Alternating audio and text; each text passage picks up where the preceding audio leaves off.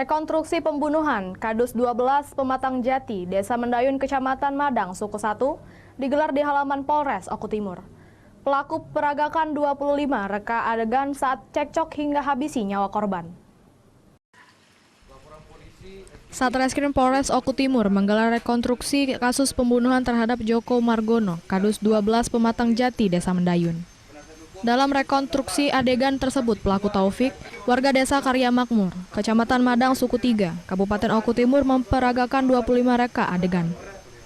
Dalam reka adegan yang digelar di halaman depan Satreskrim Polres Oku Timur, pelaku memperagakan awal mula kejadian sampai terjadinya pembunuhan tersebut.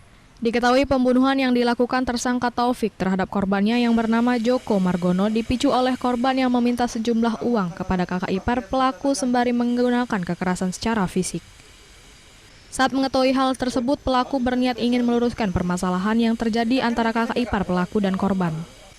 Alih-alih menyelesaikan permasalahan secara damai, korban malah tidak terima permasalahan tersebut dicampuri oleh pelaku hingga terjadi cekcok dan korban pun memukul pelaku hingga tersungkur. Pelaku yang tersulut emosi secara spontan berdiri dan langsung merebut senjata tajam yang ada di pinggang korban sembari menusukkan senjata tajam tersebut ke tubuh korban.